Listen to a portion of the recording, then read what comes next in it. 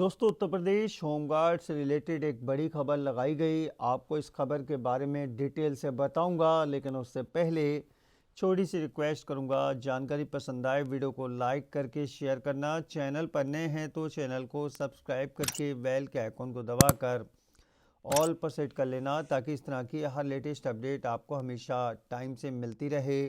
और नीचे comment box में आके ज़रूर लिखिएगा अपने डिस्ट्रिक्ट का नाम, आगे लिखिएगा यूपी होमगार्ड न्यूज़ टुडे, जिससे कि दोस्तों आगे इस तरह की अपडेट देने में मुझे मदद मिलेगी। दोस्तों, आपको पता है हिंदुस्तान न्यूज़पेपर इस वक्त सभी कर्मचारियों से संबंधित काफ़ी इम्पोर्टेंट अपडेट्स लगा रहा है। उसी को लेकर दोस्तों हिंदुस्तान न्यूज़पेपर ने बहराइच एडिशन में खबर प्रकाशित की है। मैं आपको स्क्रीन पर जूम करके दिखाता हूं। देखिए दोस्तों, आपको दिख रहा होगा, लिखा है यहाँ पर, बोले बहराइच होमगार्ड।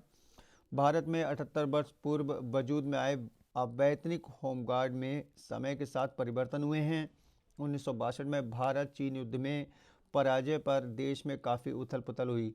1963 में इसके महत्व को समझते हुए पूरे भारत में अवैतनिक होमगार्ड स्वयंसेवक संस्था का पुनर्गठन हुआ। पुलिस के साथ सुरक्षा व्यवस्था, यातायात ड्यूटी में कदम से कदम मिलाने वाले होमगार्ड को नियमित करने की मांग लगातार उठ रही थी। वर्ष 1981-82 में इसके कुछ पद जैसे जिला कमांडेंट, ब्लॉक ऑर्गेनाइजर, रनर, माली आदि वैतनिक हो गए। कंपनी कमांडर, प्लाटून कमांडर व होमगार्ड आज भी अवैतनिक हैं। ठीक है, तो यार दो, एक तो वैतनिक, एक अवैतनिक, ये 1981-82 में हुआ कि दो जगह इनको बांट दिया गया कर्मचारियों को। ठीक है, अब इन्होंने बड़ा बड़ा हाईलाइट कर रखा कि समस्याओं से जूझ कर भी दायित्व निभा रहे हैं हमारे होमगार्ड जवान। ठीक है, इसको मैंने जूम कर लिया है ताकि आपको अच्छे से समझा पाऊँ। देखिए, यहाँ पर इन्होंने कई समस्याएं बताई हैं कि इन समस्याओं से रोज़ होते हैं दो चार, उसके बारे में इन्होंने हाईलाइट कर रखा है। नंबर 1, होमगार्ड को सप्ताह में एक दिन का अवकाश भी मिलना चाहिए, यानी कि वीकली ऑफ मिलना चाहिए। कम से कम एक सप्ताह में एक दिन का अवकाश भी हमारे जवानों को मिलना चाहिए। इसके अलावा नंबर 2 पर, ड्यूटी कटने पर आजीविका का संकट खड़ा हो, यह समस्या दूर हो। ड्यूटी कट जाती है यानी कि इनको ड्यूटी नहीं मिलती, तो आजीविका कैसे चलेगी, एक बड़ी समस्या है, उसका समाधान किया जाए। नंबर 3 पर, नगर पालिका का अस्तित्व खत्म होने से बढ़ गई समस्याएं, उसके बारे में हाईलाइट कर रखा है। और नंबर 4 पर, 25 से 2 वार्डों में सिमटेड क्षेत्र का कोई प्रोत्साहन नहीं, उसके बारे में हाईलाइट कर रखा है इन्होंने। ठीक है, तो यहाँ पर इसको मैं जूम करता हूँ। देखिए, कड़ाके की शीतलहरी, कोहरे की धुंध, मानसून में बारिश हो या ग्रीष्म ऋतु की गर्म हवाओं की लू, होमगार्ड पुलिस महकमे की सुरक्षा के हर पॉइंट पर मुस्तैदी के साथ निभाते आए हैं। चाहे शहर या इलाके की गश्त हो, बैंक, सब्जी, गल्ला मंडी या सरकारी प्रतिष्ठान, हर जगह जिस मुस्तैदी से यह अपने कर्तव्यों के प्रति समर्पित हैं। देर रात में ड्यूटी खत्म होने पर लंबी दूरी कर घर जाने के अलावा कोई रास्ता नहीं बचता। वजह, जिस थाने या अन्य ड्यूटी स्थल पर ड्यूटी करते हैं वहाँ 2-4 घंटे विश्राम का ठौर नहीं मिलता। इनके विश्राम को थानों में बैरिक को शासन स्तर से मौखिक ही फरमान हुआ है। यातायात के धरातल पर कुछ भी नजर नहीं आया। यही वजह है कि विगत वर्ष लगभग 8 होमगार्ड ड्यूटी से लौटते समय सड़क दुर्घटना के शिकार हुए। होमगार्ड दुजेंद्र कुमार अवस्थी हों या गोपीनाथ सिंह, इनको भारी भरकम कर्ज लेकर अपना इलाज कराना पड़ा।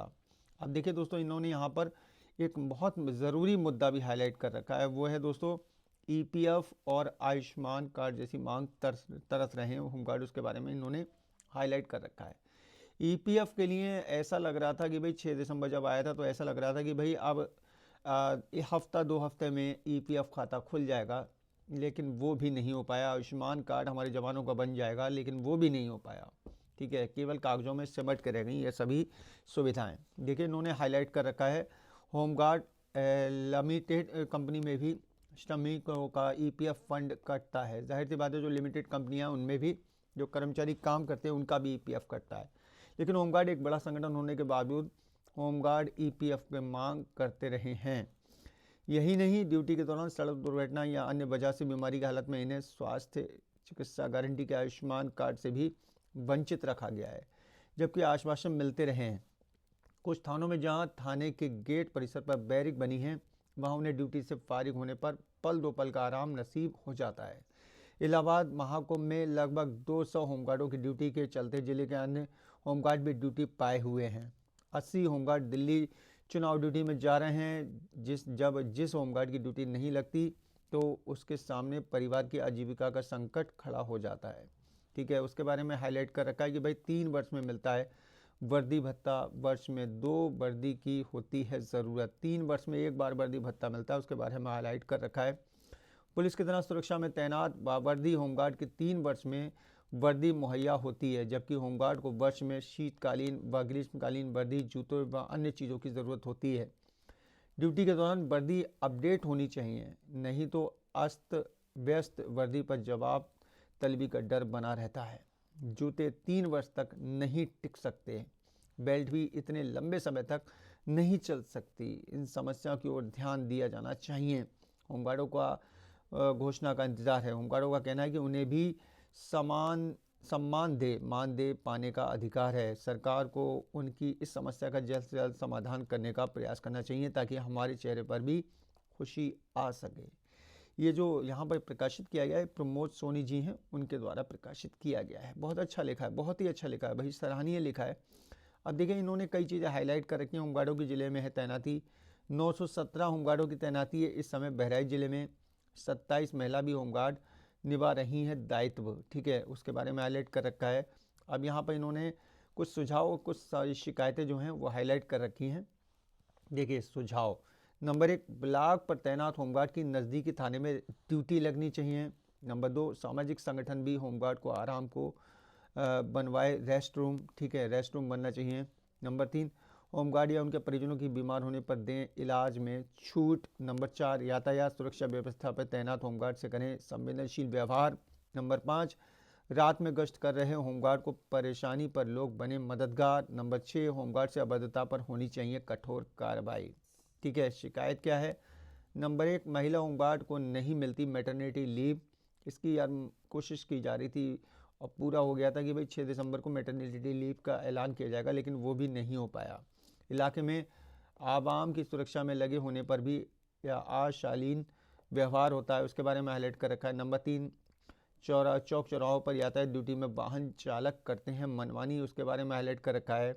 नंबर 4, नियम तोड़कर बाइक व स्कूटर सवार लगा देते हैं जाम, होमगार्ड होते हैं हलकान। नंबर 5, ई रिक्शा की बाढ़ से पूरे दिन जूझते हैं होमगार्ड, चालक करते हैं बदसलूकी। नंबर 6, बीमा की नहीं है विभागीय सुविधा, उसके बारे में हाईलाइट कर रखा है। होमगार्डों के साथ ना हो सौतेला व्यवहार, उसके बारे में हाईलाइट कर रखा है। जनप्रतिनिधियों को होमगार्ड की जायज़ मांगों पर ध्यान देकर उनकी समस्याओं को शासन स्तर तक पहुँचाने में मदद करनी चाहिए ताकि उनके परिवार को भी राहत मिल सके। शासन को सुप्रीम कोर्ट की ओर से पुलिस के समान वेतन के आदेश का पालन करना चाहिए ताकि उनके साथ सौतेला व्यवहार ना लगे। इसके अलावा दोस्तों यहाँ पर बहुत सारे जवानों ने अपनी अपनी समस्याएं भी लिखी हैं। अलग अलग जवानों ने अलग अलग बात कही है। देख रहे होंगे आप कई सारे जवानों के यहाँ पर जो है फ़ोटो सहित उनके बयान दर्ज हैं। जैसे कि अरविंद कुमार मिश्रा कह रहे हैं कि होमगार्ड जनता की सुरक्षा में मददगार होते हैं, उनके शालीन व्यवहार ना करें और अभद्रता ना करें। हरीराम सोनी कह रहे हैं कि होमगार्ड को फॉलोवर के बराबर मानदेय दिया जा रहा है, जबकि होमगार्ड पुलिस के समान ही ड्यूटी कर रहे हैं। मधुबन शुक्ला जी कह रहे हैं ड्यूटी पर तैनात होमगार्ड को थाने में विश्राम को बैरिक का अभाव है, ऐसा व्यवहार नहीं होना चाहिए। हीरालाल जी कह रहे हैं कि होमगार्ड रात को या बारिश के समय ड्यूटी से छुट्टी के बाद पल दो पल विश्राम कर सकें, ऐसी कोई सुविधा होनी चाहिए। राकेश कुमार शुक्ला जी कह रहे हैं मामूली आरोप पर ड्यूटी काटने की कार्रवाई नहीं होना चाहिए। ठीक है, अगला है सर्वेश कुमार जी कह रहे हैं मामूली शिकायतों पर होमगार्ड दोषी ठहरा दिया जाता है, व्यवहार के बारे में भी जानकारी ली जानी चाहिए। ईश्वर कह रहे हैं कि महिला होमगार्ड्स के लिए मैटरनिटी लीव होनी चाहिए, उसकी आजीविका प्रभावित ना हो, उसे आराम मिल सके। हरिद्वार प्रसाद पांडे जी कह रहे हैं कि अभद्रता करने वाले तत्वों पर कार्रवाई करनी चाहिए। उग्रभान सिंह कह रहे हैं कि होमगार्ड को ईपीएफ की सुविधा मिलनी चाहिए, रिटायर भविष्य अंधकार में होता है। अरुणा वर्मा जी कह रही हैं कि होमगार्ड की शिकायत आने पर कार्रवाई के बावजूद जांच हो, उसके बाद शिकायत होने पर अन्याय न हो।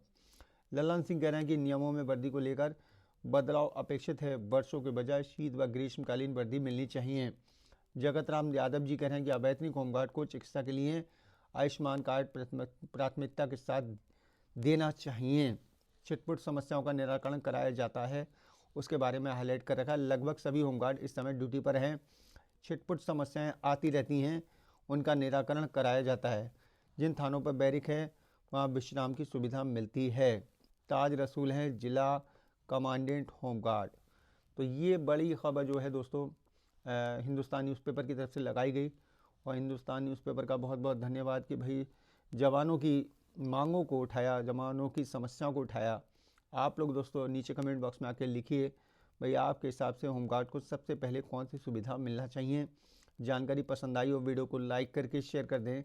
चैनल पर नए हैं तो चैनल को सब्सक्राइब करके बेल के आइकॉन को दबाएं ताकि फ्यूचर में हमारा हर वीडियो आप तक आसानी से पहुंच सके। अपना ख्याल रखिए, परिवार का ख्याल रखिए। फिर मुलाकात होगी। Thank you.